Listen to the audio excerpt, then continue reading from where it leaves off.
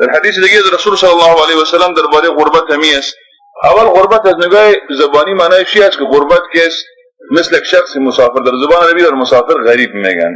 یعنی غریب به این معنی که نفر از یک جای مثلا از یک منطقه بیرون میشه، از کسی از افغانستان میاد در اسلام آباد و لاهور در اینجا مسکن گزین میشه، نه با زبان آشنا است، با هیچ مطلقاً آشنا نیست. این رو به نام غریب میگن. غریب به خاطر میگن که مطلقاً اونس گرفته نمیتونه، در راه اونس چی نیست، با هر چیز ناشنا است، هر چیز برش اجنبی است، هم زبان هم قوم، هر چیز برش. یعنی غریب این دلالت به غربت میکنه که انسان در جای زندگی میکنه، احساس غربت میکنه، احساس وحشت به این میکنه که این کسا با من نیستن، از نگاه زبان مثلا با من نیستن. اما در اصل در دین وقتی که ما میگم غربت، یعنی غربت در دین معنیش به این است که انسان در جای زندگی میکنه، یا همه مردم، اکثر مردم فاسد هستند و کسایی هستند به چیزی که با قرآن و سنت متمسک نیست. در اینجا مردمای پیدا میشن که با قرآن و سنت متمسک میشن و انگشت شمار میباشن، اینا غربا هستند، ولو که در بین اهل و قوم و خانواده خودم باشه، ولو در بین کسایی باشن در میان کسایی زندگی کنن که اونا با زبان ازی نطق میکنن، هم زبانش هستند، هم نگاه در این منطقه اینا متنزیز کردن در بین خانواده خود، اما در میان خانواده خود غریب است. و این خاطر غریب به است به چیزی که متمسک از قرآن و سنت رسول صلی الله علیه و سلم دیگه مردم متمسک نیستند. اسلام که اول غریب آغاز به این بود که مردم کم اندک بدونیم، اول رسول صلی الله علیه و سلم بود بعد اندک مردم 3 نفر 4 نفر 5 نفر به می شکل، در حالی که همه جامعه مکه که بود جامعه بود آلوده با شرک و با فساد و با فجور و با همه چیز بود. ببین که رسول صلی الله علیه و سلم با افراد اندک و اینا کسایی بودن در جامعه خود غریب بودن، همه مردم با اینا مخالفت بودن، کارهایی که اینا میکردن همه ادارت به مخالفت با این مردم میکرد، مردم اینجا عادت نداشتن با این مسائل. از خاطر ببینیم که قرآن کریم به اشاره میکنه در جای مختلف، واسه خود به خدا به این میکنه که اسلام همیشه که غریب آغاز شده یک چند نفره و رسول الله صلی الله علیه و سلم میگه که روز فرا میرسه خب اول اسلام غریب آغاز شد، چند نفره بودن. همیشه که دایره اسلام در مکه وسیع میشه، حتی در وقت دعوت مرحله مکی اسلام به بعضی جایا میرسه، در داخل جزیره عرب میرسه. همیشه که ببینن که بعض رسول صلی وقتی که هجرت میکنن در مدینه اونجا نظام تشکیل میشه، اسلام از غربت بیرون میشه آهسته. اسلام شکل به خود شکل منطقه‌ای و شکل جهانی رو به خود میگیره.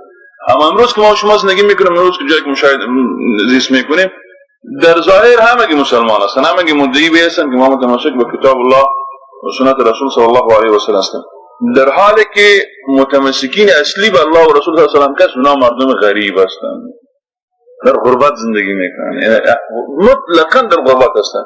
یعنی وقتی که اینا چیزا مطرح میکنن مردم با اینا مخالفت میکنن، همه چیزی اینا مردم با اینا مخالفت میکنن. در اینجا رسول صلی الله علیه و سلم در جای دیگه میگه عن النبي صلى الله عليه وسلم قال طوبى للغرباء، خوشا به حال غرباء. قالوا يا رسول الله ومن الغرباء؟ غرباء کی هستن یا رسول الله؟ قال الذين يزيدون اذا نقص الناس. یزیدون یعنی به ایمانه که اینا در ایمانشان، در علمشان، در معرفت تقوایشان روزانه اضافه میشن، در حالی که امی عناصر کس در طرف مقابل روزانه از او کاسته میشه، کم شده میره. یزیدون اذا نقص الناس، این در حالی که مردم از این عناصر کس در مردم کم شده میره، علمشان، معرفتشان، شناختشان به الله عز وجل، معرفتشان به کتاب الله و سنت رسول الله صلی الله علیه و سلم، در حال که طرف مقابل غربا که هستن اینا از همه چیز، از سلوک، از ایمان، از علم و تقوا روز به روز چی میشه؟ الله عز وجل به این چیزا زیاد میافزه الله عز وجل. در حدیث دیگه که عمش روایت میکنه رسول صلی الله علیه و سلم میگه قال رسول الله ان الاسلام بدا غریبا، اسلام غریب آغاز شد و سيعود غریبا کما بدا، پس دوباره غریب بازگشت میکنه، اسلام غریب میشه، اسلام مثل غاز فتوب الغرباء، پس خوشا به حال غربا. قیل و من الغرباء، گفتن که من الغرباء، غربا کی هستن یا رسول صلی الله علیه و سلم؟ قال النزاع من القبائل، اینان افراد نزاع است. افراد نزاع از قبایل به ایمانه که از هر قبیله مثلا افراد جمع شدن، 5 نفر از او قبیله، 10 نفر از او قبیله، 8 نفر از او قبیله، 9 نفر، همه در یک جا اینا کی هستن؟ نزاع من القبائل هستن، 5 نفر 6 نفر اینا غربا هستن. یعنی به ایمان اینا کسایی هستن که با چیزی که قبایلشان به او متمسک است، با او عادت گرفته، اینا مخالفت کردن. به ایمان که وقتی که چون اسلام از مخالفت با هوا و نفس و خواهشات است، اینا متمسک به قرآن شدن در حالی که قبیلشان از اسلام تا به حال هم دور است. پس در اینجور ما شما پیدا میکنیم 5 نفر عمران ما شما رو مشاهده میکنیم. اگر در سطح مثلا یک کشور مثلا ببینیم در یک منطقه مثلا 5 نفر است، 50 10 نفر است پشتون، 20 نفر است، یک بلوچ 5 نفر، ببین اینا همی هستن، همه دلالت به این میکنه که اینا معرفتشان که است معرفت کامل انشاءالله از کتاب الله و سنت رسول. اینا نزاع از قبایل خود جدا هستن، جدا شدن، 5 نفر 10 نفر برآمدگی هستن. در حدیث دیگه رسول صلی الله علیه و آله، به این خاطر برادران میگم که در میدان دعوت که انسان باید صبرش کفایت داشته باشه و بزرگترین دستاویز امامی از قرآن و سنت رسول صلی الله علیه و سلم است و بزرگترین مژده برای ما است، یعنی سند پیروزی و کامیابی که ما شما در این متمسک شویم و این را کس حتما این ما را به جنت میبره، راه موصول به جنت است، به جنت حتما منتهی میشه.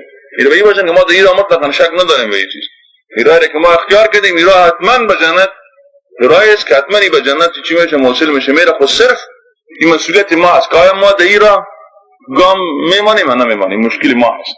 آیا ما این راه به میرای مستقیمی که ما اختیار کردیم واقعا ما را این توفیق ما پیدا میکنه که به این راه گام بمانیم، یا اینی که مثلا ما منحرف شیم. اما به این شک نیست که این راه کس در این راه مطلقاً شک نیست که راه موصل به چی است؟ به الله عز و جل و رضوان الله عز و جل.